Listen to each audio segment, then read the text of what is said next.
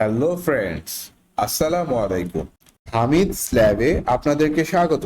আশা করি আপনারা সবাই ভালো আছেন।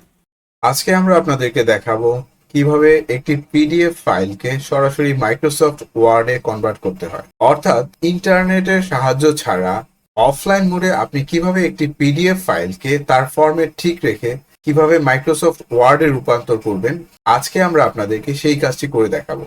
এখানে দেখতে পাচ্ছেন আমার ডেস্কটপে মাই পিডিএফ নামের একটি ফাইল।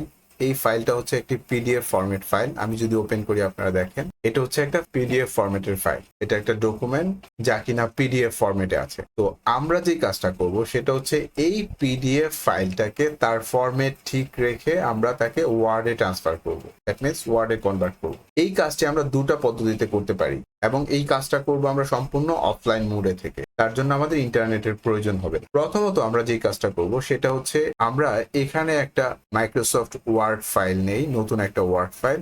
জাস্ট মাউসের রাইট বাটন ক্লিক করে নিউ মাইক্রোসফট ওয়ার্ড ডকুমেন্ট, আমি জাস্ট এটার নাম দেই test1। এখন আমি এই ওয়ার্ড ফাইলটা ওপেন করব। এটা সম্পূর্ণ ব্ল্যাঙ্ক একটি ওয়ার্ড ফাইল। এখান থেকে আপনাকে যে কাজটা করতে হবে সেটা হচ্ছে ফাইল অপশনে সিলেক্ট করে ওপেনে ক্লিক করতে হবে। আপনি ওপেনে ক্লিক করার পরে এখানে ব্রাউজারে যেহেতু আমার ফাইলটা ডেস্কটপে আছে, তো আমি ডেস্কটপ থেকে যে মাই পিডিএফ ফাইল এটাকে সিলেক্ট করে দেব। জাস্ট ওপেন বাটনে প্রেস করব। ওপেন বাটনে প্রেস করার পর আপনাকে একটা নোটিফিকেশন দিবে। সে বলতে চাচ্ছে, মেসেজটা এইরকম অনেকটা, যে আপনার পিডিএফ এর মধ্যে যে সমস্ত কন্টেন্টের ফরম্যাট আছে ওই ফরম্যাট গুলো হয়তো ঠিক নাও থাকতে পারে। এই জাতীয় একটি সে মেসেজ আমাদেরকে দিচ্ছে। সো আমরা এটা ওকে বাটন প্রেস করে কন্টিনিউ করে সামনের দিকে এগিয়ে যাব। এবার দেখেন এই হচ্ছে আমাদের মাইক্রোসফট ওয়ার্ড ফাইল, যা কিনা সম্পূর্ণ যেই ফরম্যাটে আমরা দেখে এসেছি পিডিএফ এ।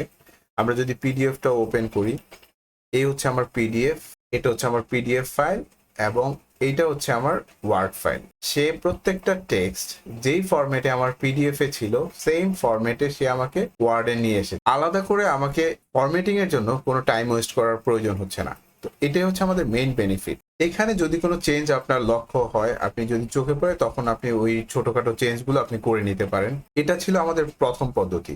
এর বাহিরেও আরেকটা পদ্ধতি আছে। আমরা এবার এই ফাইলটাকে ক্লোজ করে নেই সেভ দিয়ে। এবার আমরা দ্বিতীয় পদ্ধতিটি দেখে নেই। দ্বিতীয় পদ্ধতি হচ্ছে আরো সিম্পল, ওইটা আরো ইজি একটা ট্রিক। সেটা হচ্ছে, এটা হচ্ছে আমাদের পিডিএফ ফাইল। এই পিডিএফ ফাইলে যে মাউসের রাইট বাটন ক্লিক করতে হবে। মাউসের রাইট বাটন ক্লিক করে ওপেন উইথে যে আপনি সরাসরি ওয়ার্ড সিলেক্ট করবে, সেম মেসেজটা আপনাকে দিবে। কিছু ফরম্যাট চেঞ্জ হইতে পারে আপনার কনভার্সনের ফলে, সে জাস্ট ওই মেসেজটা আপনাকে আগে থেকে ইনফর্ম করে দিচ্ছে। তো আপনি এটা এগ্রি করে সামনের দিকে এগিয়ে যান। ওকে, দেখেন ভেরি সিম্পল। আমরা যেই পিডিএফ ফাইলটা দেখলাম সেম পিডিএফ ফাইলটাকে সে সেম ফরম্যাটে আমাদের সামনে ওয়ার্ডে ট্রান্সফার করে নিয়ে আসলো। এডিশনাল আমাদের কোনো কিছুই করার প্রয়োজন নেই। জাস্ট আমরা যদি নতুন করে কোনো কারেকশন এখানে চেঞ্জ করতে চাই, আমরা সেই চেঞ্জটা এখানে করতে পারি, বা কোনো কিছু অ্যাড করতে চাইলে আমরা এখানে অ্যাড করতে পারি। আমরা আমাদের মতো করে এই ওয়ার্ড ফাইলটাকে এখানে পরিবর্তন করে আমরা এটাকে সেভ করলেই, আমি এটার নাম দেই test2 and save.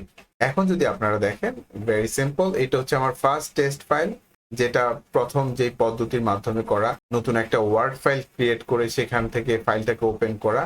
R second file হচ্ছে test2। এই ফাইলটা সরাসরি আমরা পিডিএফ এর ওপেন উইথে ক্লিক করে তৈরি করে ফেলেছি। Very simple. তো আশা করি আপনারা বিষয়টা বুঝতে পেরেছেন। তারপর আপনাদের মাঝে কোনো কোশ্চেন থাকলে বা কোনো কনফিউশন থাকলে আমাদের সাথে শেয়ার করতে পারেন। Thank you.